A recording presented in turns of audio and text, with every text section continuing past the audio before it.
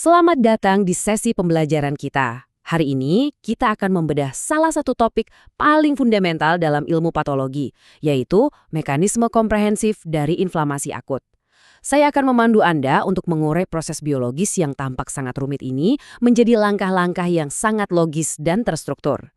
Siapkan fokus Anda, karena kita akan melihat secara langsung bagaimana jaringan tubuh kita merespon sebuah ancaman, mulai dari skala makroskopis yang bisa kita lihat dengan mata telanjang, hingga pertempuran epik di tingkat molekuler. Mari kita mulai.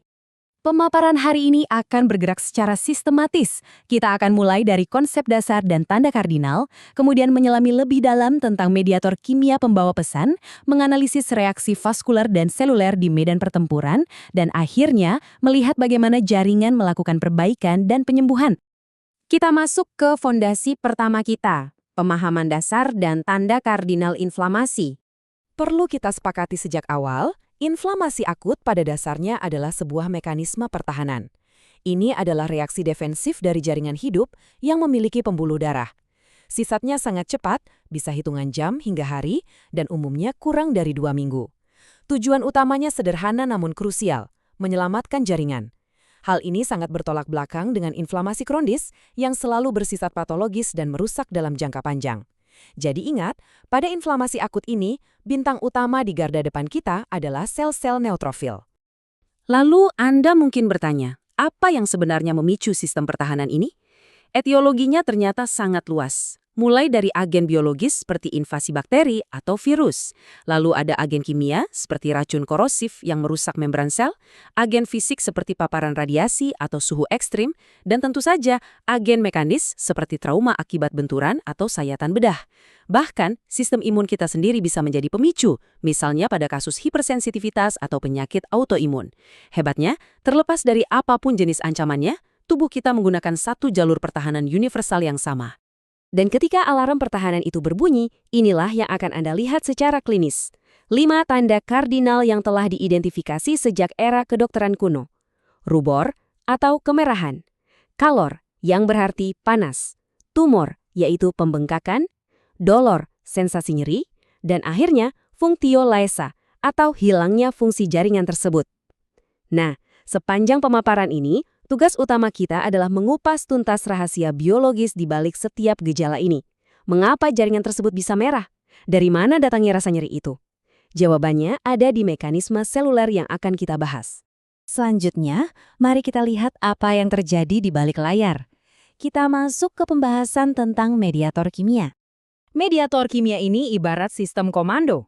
Secara strategis, tubuh membaginya menjadi 3 kategori utama. Pertama, mediator yang preformed atau sudah siap pakai. Ini seperti amunisi di sabuk prajurit yang siap dilepaskan seketika. Contohnya histamin.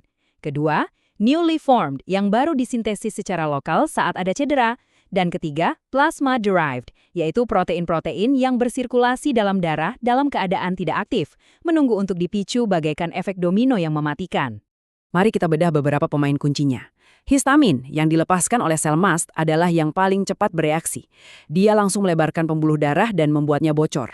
Kemudian ada sitokin proinflamasi seperti interleukin 1, interleukin 6, dan TNF-alfa. Ini sangat menarik. Sitokin inilah yang bertugas melapor ke otak, tepatnya ke hipotalamus untuk menaikkan suhu tubuh dan memicu demam sistemik. Di medan perang, kita juga melihat platelet activating factor yang bertugas mengagregasi keping darah, serta interferon yang menjadi senjata utama kita dalam melawan infeksi virus. Sekarang, perhatikan jalur metabolisme ini. Saat membran sel rusak, asam arakidonat dilepaskan dan membelah menjadi 2 jalur penting. Di satu sisi, ada jalur siklooksigenase atau COX yang menghasilkan prostaglandin. Prostaglandin inilah biang kerok rasa nyeri dan demam Anda. Sebagai catatan praktis, obat seperti aspirin dan ibuprofen bekerja sangat efektif karena mereka memblokir jalur COX ini secara langsung. Di sisi lain, kita punya jalur lipoksigenase atau LOX. Jalur ini memproduksi leukotrien untuk meningkatkan kebocoran pembuluh darah. Namun, ada yang luar biasa di sini. Jalur LOX juga memproduksi lipoksin. Lipoksin ini adalah rem alami tubuh kita. Ia adalah agen antiinflamasi yang memastikan respon imun kita tidak bertindak berlebihan dan merusak jaringan sehat. Untuk kategori ketiga, mediator dari plasma darah, ada 3 sistem besar. sistem komplement yang sangat agresif. Ia menghasilkan protein C3b yang berfungsi sebagai label kematian untuk bakteri. Proses ini disebut opsonisasi. Sistem ini juga mampu merakit kompleks C5b-9 yang secara literal mengebor lubang di membran bakteri hingga meledak. Selanjutnya ada sistem koagulasi untuk menutup luka. Dan yang tidak kalah penting, sistem kinin yang memproduksi bradikinin. Mengapa bradikinin penting? Karena inilah molekul utama yang secara langsung mensimulasi ujung saraf Anda, menjelaskan secara persis mengapa inflamasi menghasilkan tanda kardinal dolor atau nyeri. Setelah komando kimiawi diberikan, mari kita perhatikan respon langsung pada pembuluh darah dan metabolisme di area tersebut. Reaksi vaskular ini adalah sebuah mahakarya mekanis yang terjadi dalam 3 tahap. Pertama, pembuluh darah melebar drastis atau vasodilatasi berkat histamin. Darah mengalir deras ke lokasi cedera. Nah, inilah jawaban fisiologis dari tanda kardinal kemerahan atau rubor dan panas atau kalor. Tahap kedua, sel-sel di dinding pembuluh darah merenggang, menciptakan celah. Akibatnya, cairan dan protein bocor keluar jaringan. Kebocoran masif inilah yang kita kenal sebagai pembengkakan atau tumor. Tahap ketiga, karena cairan terus merembes keluar, darah yang tersisa di dalam pembuluh menjadi sangat kental. Alirannya melambat drastis, nyaris berhenti. Kondisi kritis ini kita sebut sebagai stasis. Stasis pembuluh darah ini membawa konsekuensi serius. Karena aliran darah berhenti, pasokan oksigen pun terputus. Sel-sel mengalami hipoksia dan terpaksa menggunakan glikolisis anaerob untuk bertahan hidup. Hasil sampingannya, asam laktat. Lingkungan jaringan menjadi sangat asam dan produksi energi atau ATP terjun bebas. Tanpa ATP, pompa ion di membran sel gagal total, memicu transmineralisasi. Kalium tumpah keluar, natrium mendesak masuk, menarik air dan memperparah kerusakan sel. Ditambah lagi terjadi penumpukan faktor penyebab nyeri seperti ion hidrogen, bradikinin, dan prostaglandin E2. Bencana metabolik inilah yang menciptakan rasa nyeri berdenyut yang khas pada area inflamasi. Sampai di titik ini, mari kita berhenti sejenak dan berpikir kritis. Jika pembengkakan atau eksudat ini memicu hipoksia yang merusak sel dan menciptakan rasa sakit yang menyiksa, mengapa secara evolusioner tubuh kita mempertahankannya?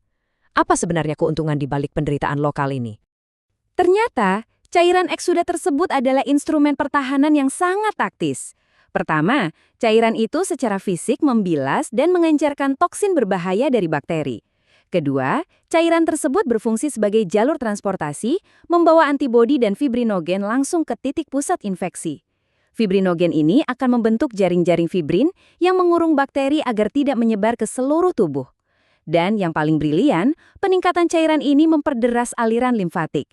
Ia menyapu bakteri dan membawa antigennya ke kelenjar getah bening terdekat, mengaktifkan sistem kekebalan adaptif untuk perlindungan jangka panjang. Ini adalah pengorbanan kecil di satu area demi keselamatan seluruh sistem tubuh.